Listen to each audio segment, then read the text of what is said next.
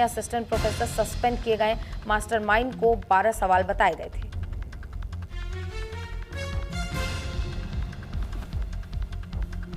और हमारे सहयोगी हिमांशु हमारे साथ जुड़ गए हैं, देहरादून से उनका रुख कर लेते हैं। हिमांशु, पेपर लीक मामले पर यह बड़ा एक्शन देखने को मिला है जहां सस्पेंशन किया गया है, क्या जानकारी है और किस तरीके से लगातार इस पर पुलिस की ओर से और सरकार की ओर से एक्शन लिया जा रहा है?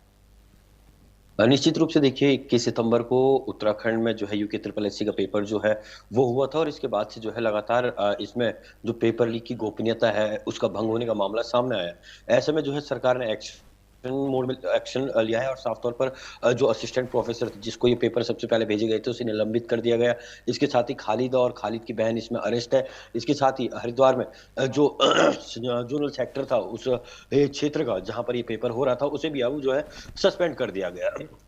इस बीच जो है एसआईटी का गठन कर दिया गया है राज्य सरकार द्वारा और इसमें जो है एएसपी यानी कि एडिशनल रैंक की जो एसपी है वो इसकी हेड होंगी और इसके साथ ही ये पूरी एसआईटी जो है रिटायर्ड हाई कोर्ट के जज की जो देखरेख में पूरी जांच करेगी और इसमें 1 महीने का समय जो है टाइम बॉन्ड रखा गया है। इस टाइम बॉन्ड में जो है टोल फ्री नंबर जारी किए गए हैं, ईमेल आईडी जारी किए गई है ताकि जितने भी उत्तराखंड के जो बेरोजगार युवा हैं या प्रतियोगी परीक्षाओं में जो परीक्षाएं देते हैं वो युवा हैं वो अपनी समस्याओं का या उनके पास पेपर लीक प्रकरण से जो है कोई भी साक्ष्य हो तो वो इस पर अपने जो है भेज सकते हैं और इस वजह से जो है उनकी गोपनीयता बनी रहेगी। क्योंकि इसमें कड़ी दर कड़ी जोड़ने की कोशिश जो है लगातार पुलिस करने की कोशिश लगी हुई है।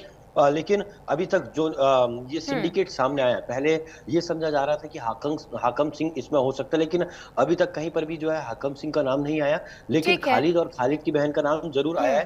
तो ऐसे में इस सिंडिकेट को जो है तोड़ने की तैयारी पूरी चल रही है और 1 महीने की जो इन्वेस्टिगेशन है पुलिस का साफ तौर पर कहना है कि ये अभी ओपन इन्वेस्टिगेशन चल रही है, ओपन एसआईटी इसमें। ठीक है हिमांशु, आप जरा पानी पी लीजिए, आपके गले में आपको दिख रहा है कि दिक्कत हो रही है। मैं तब तक इस खबर पर विस्तार से आप लोगों को जानकारी दे देती हूँ।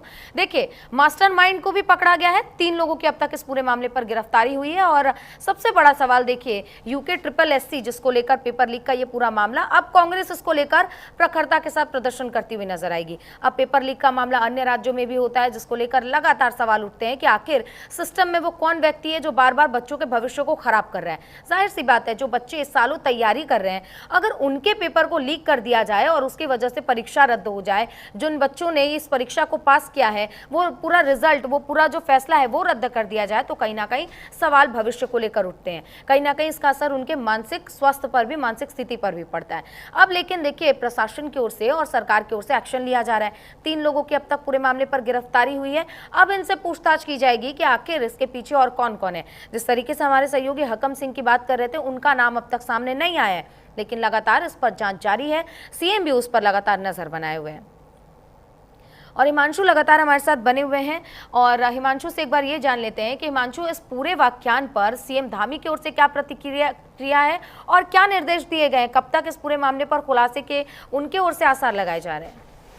देखिए, मुख्यमंत्री पुष्कर सिंह धामी की खासतौर पर अगर बात कर ली जाए तो उन्होंने एसआईटी के गठन के निर्देश दिए थे, जिसके बाद जो है मुख्य सचिव ने इसके आदेश जारी किए। और इसके अलावा अगर बात कर ली जाए तो सीएम धामी का स्पष्ट कहना है कि ये कोई जो है पेपर लीक नहीं हुआ था, बल्कि में ये एक नकल का प्रकरण है, सीएम धामी का ये कहना है। लेकिन जो आम बेरोजगार युवा है वो ये मानने के लिए तैयार नहीं है कि ये पेपर